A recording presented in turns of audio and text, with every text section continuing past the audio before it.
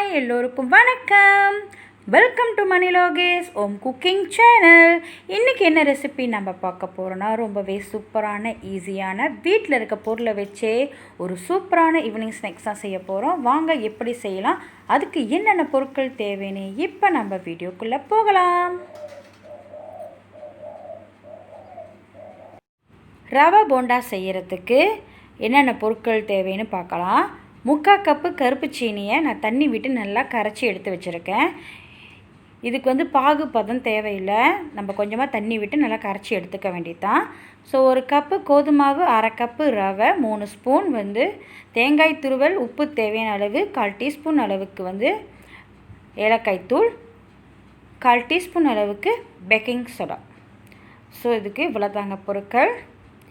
இப்போ முதல்ல நம்ம 1/2 கப்பு ரவையும் 1 கப்பு கோதுமாவையும் சேர்த்துக்கணும்.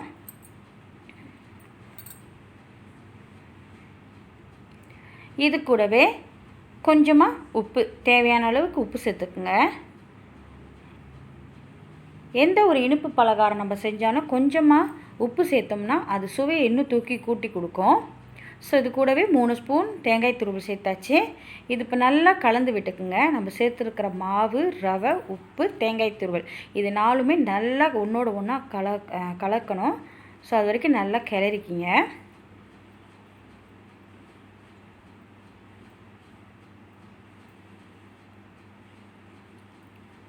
இது கூடவே நான் 1/4 டீஸ்பூன் அளவுக்கு ஏலக்காய் தூள் சேர்த்துக்கிறேன். ஏலக்காய் தூள் சேர்த்திங்கன்னா வாசனையும் நல்லாயிருக்கும், அப்படியே அதிரசம் சாப்பிட்ற டேஸ்ட்டு உங்களுக்கு வரும். அப்படி உங்களுக்கு ஏலக்காய் தூள் சேர்க்க வேணானாக்கா நீங்கள் அதை ஸ்கிப் பண்ணிக்கலாம். ஸோ அது நல்லா கலந்து விட்ட பிறகு நம்ம கரைச்சி வச்சுக்க கருப்பு சீனியை வடிகட்டியில் நல்லா வடித்து எடுத்துக்க போகிறோம். கருப்பு சீனியில் குப்பை, அழுக்குங்க, இல்லை கல் இந்த மாதிரி ஏதாவது இருந்தாக்கா இந்த வடிகட்டிலேயே அந்த கசடெல்லாம் தங்கிடும். ஸோ பாருங்கள், வடிகட்டின கருப்பு சீனியை அப்படியே ஊற்றியாச்சு. ஸோ அது நல்லா கலந்து விட்டுக்குங்க. கட்டி இல்லாமல் நல்லா கலந்து விட்டுக்கணும். நம்ம ரவை சேர்த்துருக்கறதுனால கொஞ்சம் கெட்டித்தன்மை கொடுக்கும். ஸோ அப்படி உங்களுக்கு கெட்டித்தன்மை கொடுத்துச்சுனாக்கா நீங்கள் கொஞ்சமாக தண்ணி சேர்த்து நல்லா தளர்வாக கரைச்சி எடுத்துக்குங்க. ஏன்னா நம்ம 10 நிமிஷம் ஊற வைக்க போகிறோம். ஸோ இந்த 10 நிமிஷம் ரவை ஊற ஊற இன்னும் கெட்டித்தன்மைப்படும்.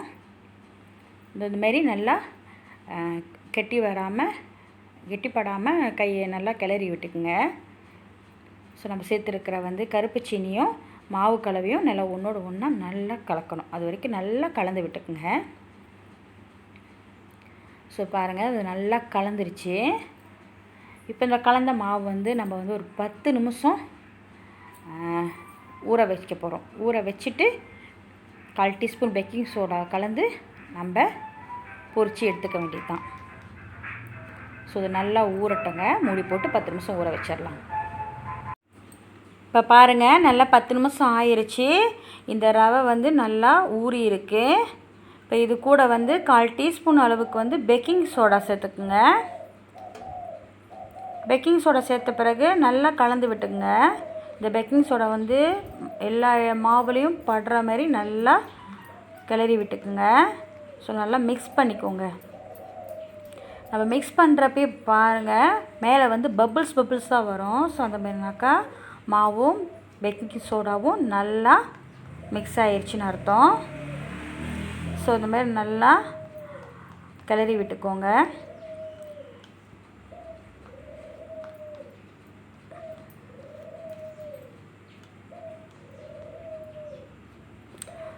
ஸோ நம்மளோட மாவு தயாராகிடுச்சு. இப்போ நான் சட்டியில் தேவையான அளவுக்கு எண்ணெய் விட்டுக்கிறேன். எண்ணெய் நல்லா காயட்டும். சட்டியில் எண்ணெய் நல்லா காஞ்சிருச்சு. இப்போ நம்ம ஒவ்வொரு கரண்டி மாவாக விட்டு போண்டாவை பொரித்து எடுத்துக்கலாம். ஸோ நான் ஒரு கரண்டியாக மாவு விடுறேன். லோ ஃப்ளேம்லேயே வச்சு நீங்கள் இந்தமாரி பொரித்து எடுத்துக்கோங்க. அப்போ தான் உள்ளுக்கும் நல்லா வெந்திருக்கும், வெளியும் நல்லா பொன்னிறமாக இருக்கும்.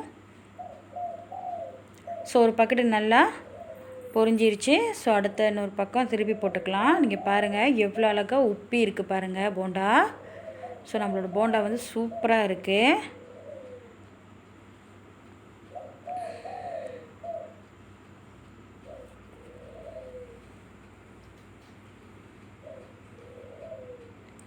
இப்போ ரவா போண்டா வந்து நல்லா பொன்னிறமாக பொரிஞ்சு வந்துருச்சு. ஸோ அதை நம்ம வந்து வேறு ஒரு பவுலில் ட்ரான்ஸ்ஃபர் பண்ணிக்கலாம். நல்லா எண்ணெய் நல்லா வடிகட்டி எடுத்துக்க வேண்டியதான்.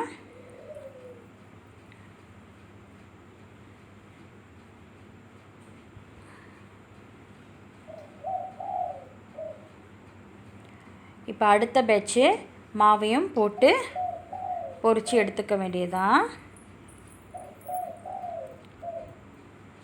இப்போ அடுத்த பேட்சும் நான் மாவு வந்து ஒரு கரண்டியாக விடுறேன் எண்ணெயில்.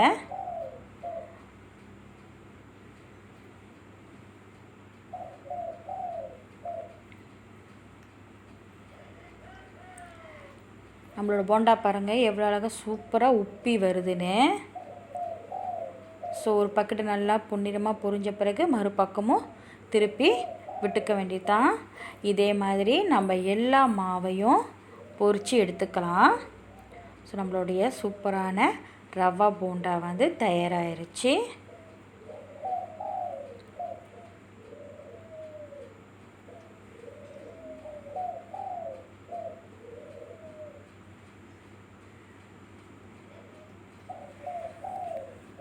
ரொம்பவே சூப்பரான சுட சுட ஈவினிங் ஸ்நாக்ஸ் ரவை போண்டா தயாராகிருச்சு. இந்த ரெசிபி உங்களுக்கு பிடிச்சிருந்துச்சுன்னா மணி லோகேஷ் ஹோம் குக்கிங் சேனலுக்கு மறக்காமல் சப்ஸ்கிரைப் பண்ணுங்கள். பக்கத்தில் இருக்க பெல் பட்டன் கிளிக் பண்ணிங்கன்னா ஆல்னு வரும், அதையும் கிளிக் பண்ணிக்கிங்க. லைக் பண்ணுங்கள், கமெண்ட் பண்ணுங்கள், ஷேர் பண்ணுங்கள். தேங்க்யூ ஃபார் வாட்சிங்.